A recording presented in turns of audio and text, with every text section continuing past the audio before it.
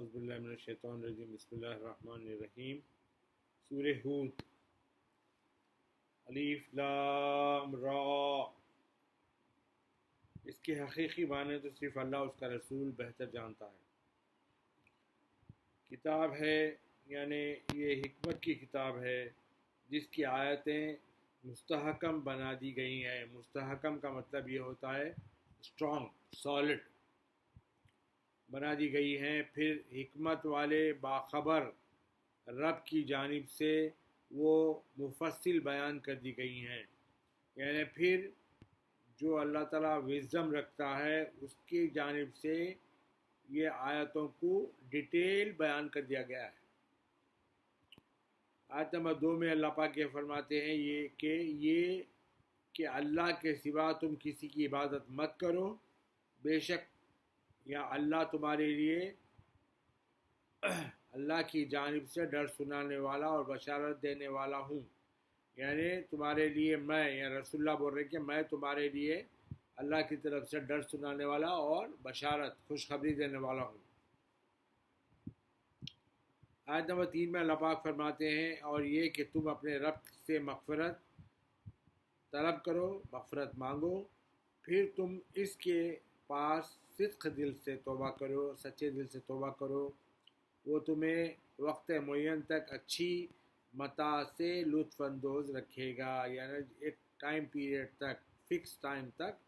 وہ تمہارے کو اچھے چیزوں سے مزہ عطا کرتے رہے گا۔ اور ہر فضیلت والے کو اس کی فضیلت کی جزا دی جائے گی، یعنی ہر اچھے کام کرنے والے کو اس کے اچھے کام کرنے کی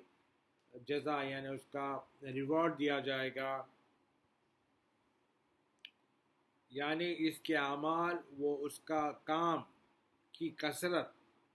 کے حساب سے اس کا اجر اور اس کے درجات عطا کیے جائیں گے۔ وہ جتنے لیول کا اچھا کام کرے گا اتنا لیول کے حساب سے اس کو اچھے درجات اور اچھی جزا بھی دی جائے گی۔ جتنی محنت کرے گا اتنا پھل ملے گا، اتنا فائدہ ہوگا۔ اور اگر تم انکار کرو تو میں تم پر بڑے دن کے عذاب کا خوف رکھتا ہوں۔ اگر یہ کاموں سے، نیک کاموں سے، اللہ پہ ایمان لانے سے، اگر یہ سب چیزوں پہ اگر تم لوگوں کو ایمان نہیں ہے، اس بات کا انکار کرتے ہو، تو اللہ تعالیٰ کی طرف سے بڑے دن کا، رسول اللہ بڑے دن کا عذاب کا خوف رکھتے ہیں۔ آیت نمبر 4 میں اللہ تعالیٰ فرماتے ہیں تمہیں اللہ ہی کی طرف لوٹنا ہے، اللہ کے پاس چلے جانا ہے، اور وہ ہر چیز کا بڑا قادر ہے، یعنی ہر چیز پہ قدرت رکھتا ہے۔ آیت نمبر 5 میں اللہ تعالیٰ فرماتے ہیں جان لو بے شک وہ کفار اپنے سینوں کو دوہرا کر لیتے ہیں، یعنی اپنے سینوں کو ڈبل کر لیتے ہیں تاکہ وہ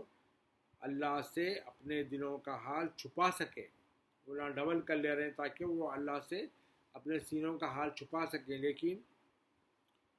خبردار جس وقت وہ اپنے کپڑے جسموں پر اوڑھ لیتے ہیں تو اس وقت بھی وہ ان سب باتوں کو جانتا ہے۔ کتنے بھی کپڑے تمہارے پر اوڑھ لو، تمہارے دل کے اندر جتنی بھی باتیں ہیں اللہ بہتر جانتا ہے، جاننے والا ہے، جانتا ہے جو وہ چھپاتے ہیں اور جو وہ دکھاتے ہیں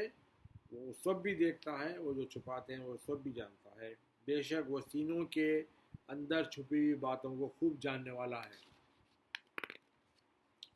آیت نمبر 6 میں اللہ پاک فرماتے ہیں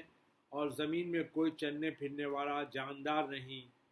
ہے مگر یہ کہ اس کا رزق اللہ کے ذمے پر ہے، اور وہ اس کے ٹھہرنے کی جگہ کو اور اس کے امانت رکھے جانے کی جگہ کو بھی جانتا ہے۔ یعنی اللہ تعالیٰ یہ بھی جانتا ہے، اللہ کے ذمے انسانوں کا رزق ہے، ہر جاندار کا رزق اللہ کے ذمے ہے،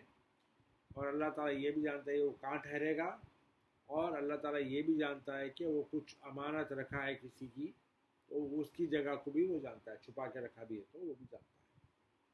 ہر بات کتاب روشن لوح محفوظ میں درج ہے۔ جو اوپر ایک کتاب ہے جس کا نام لوح محفوظ ہے، اس میں یہ چیزیں لکھی ہوئی ہیں۔ آیت نمبر 7 میں اللہ پاک فرماتے ہیں اور وہی اللہ ہے جس نے آسمانوں اور زمین کی بالائی و زیریں کائناتوں کو 6 روز یعنی 6 دن میں پورے لیول زمین اور آسمان کے اللہ تعالیٰ نے 6 روز میں تخلیق کر دیے تھے، پیدا فرما دیے تھے، اور تخلیق ارضی سے قبل یعنی زمین کے پیدا کرنے سے پہلے اس کا تخت اختتار پانی پر تھا، یعنی اللہ کا جو تخت تھا وہ پانی پر تھا، اور اس نے اس سے زندگی کے تمام آثار کو اور تمہیں پیدا کر دیا۔ اللہ تعالیٰ وہ پانی سے ہی زندگی کے پورے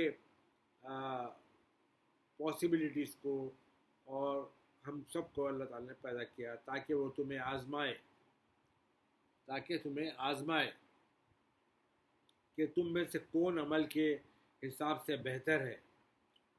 اور اگر آپ صلی اللہ علیہ وآلہ وسلم یہ فرمائیں کہ تم لوگ مرنے کے بعد زندہ کر کے اٹھائے جاؤ گے، تو کافر یقیناً یہ کہیں گے کہ یہ تو صرف جادو کے سوا کچھ نہیں ہے۔ آیت نمبر 8 میں اللہ تعالیٰ فرماتے ہیں، اور اگر ہم ان سے چند مقررہ دنوں تک عذاب کو ٹلا دیں، مؤخر کر دیں، یعنی ڈیلے کر دیں، تو وہ یقیناً کہیں گے کہ اسے کس چیز نے روک رکھا ہے، یعنی اللہ تعالیٰ کو اگر عذاب دینا ہے تو جلدی کر دیتا، کون سی چیز نے اللہ تک کو روک رکھا ہے۔ خبردار، جس دن وہ عذاب ان پر آئے گا تو ان سے پھیرا نہ جائے گا، ان سے کم نہیں کیا جائے گا، اور وہ عذاب انہیں گھیر لے گا جس کا وہ مذاق اڑایا کرتے ہیں۔ آیت نمبر 9 میں اللہ تعالیٰ فرماتے ہیں، اگر ہم انسان کو اپنی طرف سے رحمت کا مزہ چکھاتے ہیں، پھر ہم اسے کسی وجہ سے اسے واپس لے لیتے ہیں رحمت کو، تو وہ نہایت مایوس اور ناشکر گزار ہوتا ہے۔ اللہ تعالیٰ کوئی اچھائی دیتے ہیں اور پھر کسی وجہ سے واپس لے لیتا ہے، وہ انسان ناشکری کرتا ہے، ناشکر گزار رہتا ہے، پھر اللہ پہ 10 باتیں کرتا ہے۔ آیت نمبر 10 میں اللہ تعالیٰ فرماتے ہیں، اور اگر ہم اسے کوئی نعمت چکھاتے ہیں اور اسے تکلیف کے بعد جو اسے پہنچ چکی تو ضرور کہہ اٹھتا ہے کہ مجھ سے ساری تکلیفیں چلی گئیں، بے شک وہ بڑا خوش ہونے والا اور فخر کرنے والا بن جاتا ہے۔ یعنی انسان جو ہے نا، اگر تکلیفوں کے بعد اللہ تعالیٰ کوئی نعمت کا مزہ چکھاتا ہے تو وہ بولتا ہے کہ ساری تکلیفیں میرے سے چلی گئی، اور پھر یہ بولتا ہے کہ اللہ تعالیٰ پھر فخر کرتا ہے، خوش ہوتا ہے۔